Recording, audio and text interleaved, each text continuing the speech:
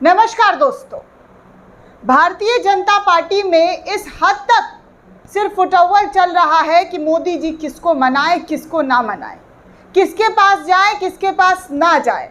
मंत्री बागी हो रहे हैं, एक एक करके मंत्री जो है बागी हो रहे हैं और पार्टी छोड़ने की धमकियां भी दे रहे हैं।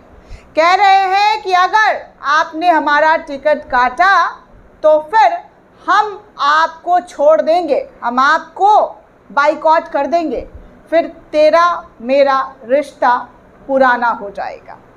क्योंकि यहाँ पर भारतीय जनता पार्टी जिस रिश्ते के साथ, जिस तालमेल के साथ जा रही थी, आगे बढ़ रही थी, वो तालमेल अब ख़त्म हो रहा है। अब नए नए रिश्ते जुड़ रहे हैं, रिश्तों में अलग अलग रूप रंग देखने को मिल रहा है। भारतीय जनता पार्टी हरियाणा में बिल्कुल, जी हाँ बिल्कुल, जो कहा जा सकता है कि एकदम हल्के में आ गई है। यहाँ पर बीजेपी का एक नहीं चल रहा, ना मोदी की चल रही है, ना शाह की चल रही है, ना जेपी नड्डा, ना राजनाथ सिंह। कोई हरियाणा का कलेश थाम ही नहीं पा रहा है, रोक ही नहीं पा रहा है। हर बढ़ते दिन के साथ कलेशी मंत्री कलेश करते हुए नजर आ रहे हैं।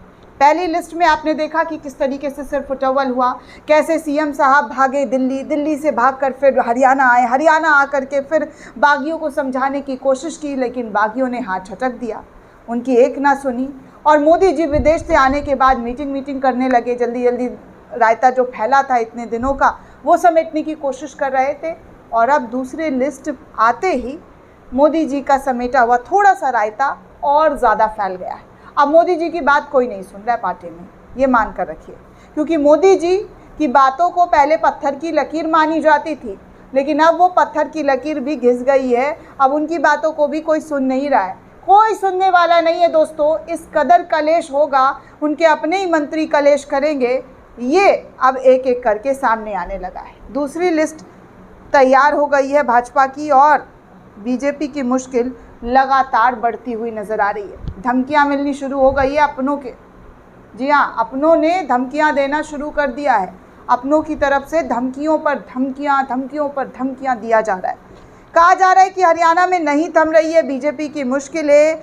अब इस पूर्व मंत्री ने अपनाए बागी तेवर, दे दिया है अल्टीमेटम। एबीपी न्यूज़ के हवाले की खबर है, मैं आपको थोड़ी सी जानकारी दे दूं, उसके बाद आपको बता दूं कि कैसे एक एक करके बीजेपी में अब तक सैकड़ों लोगों ने इस्तीफ़ा दे दिया है। दोस्तों, हरियाणा बीजेपी में बगावत का सिलसिला लगातार बढ़ता हुआ नज़र आ रहा है। उम्मीदवारों की लिस्ट सामने आने के बाद विरोध के स्वर और ज़्यादा तेज़ हो गए हैं। अब पूर्व मंत्री विक्रम सिंह यादव ने भी पार्टी को आंख दिखानी शुरू कर दी है। उन्होंने कहा है कि 2 दिन में चुनाव लड़ने का फैसला लेने की बात कही है। कहा है कि टिकट जो है, आप अगर मेरा काट रहे हैं या आपने काट दिया है तो मैं सिर्फ आपको 2 दिन का टाइम दूंगा।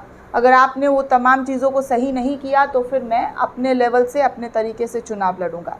यानी कि बीजेपी के कई ऐसे नेता, मंत्री, विधायक जो हैं इस बार निर्दलीय भी चुनाव लड़ रहे हैं। सोचिए, बीजेपी चुनाव लड़ रही है तो लड़ रही है, लेकिन बीजेपी के जो नेता पार्टी छोड़कर चले गए हैं, जिनका टिकट काट दिया गया, इस बार टिकट नहीं दिया गया, वो निर्दलीय चुनाव लड़ रहे हैं। ऐसे में बीजेपी का वोट काटने वाले लोग तो खुद ही अंदर बैठे हुए हैं। आगे क्या होगा ये तो बात की बात है।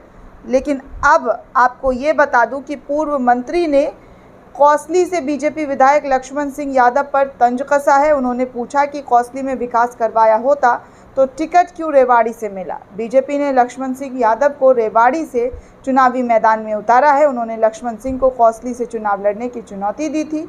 अब कहा है कि मेरे सामने लड़ने पर जमानत जब्त हो जाएगी। ये सब बीजेपी के एक दूसरे के जो नेता हैं, जिसको टिकट मिला है वो खुश हो रहे हैं, जिसको नहीं मिला है वो इस बात को लेकर चिंता जाहिर कर रहे हैं कि भाई हम तो तुम्हारा ज़मानत ही जब्त करवा देंगे।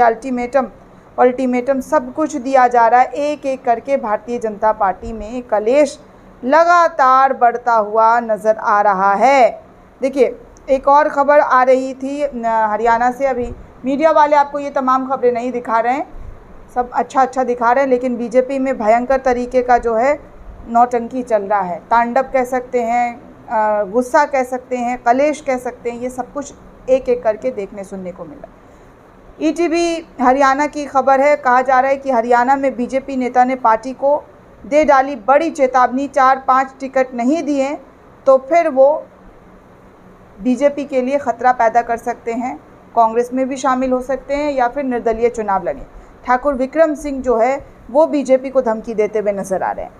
हरियाणा में बीजेपी की पहली लिस्ट आने के बाद से ही घमासान शुरू है। आप सभी को पता है, नेताओं के धड़ल्ले से इस्तीफे आ रहे हैं। वहीं कई नेता खुल्लम खुल्ला पार्टी को चेतावनी देते हुए भी नजर आ रहे हैं। भिवानी में भाजपा के पूर्व प्रदेश उपाध्यक्ष ठाकुर विक्रम सिंह ने भी राजपूत समाज के टिकट में भागीदारी को लेकर अब बीजेपी को कड़ी चेतावनी दे डाली। उन्होंने कहा कि राजपूत समाज को अनदेखा ना किया जाए। राजपूत समाज ने हमेशा बीजेपी को वोट दिया है और लोकसभा चुनावों में भी सांसद जिताने में उनकी अहम भूमिका रही है।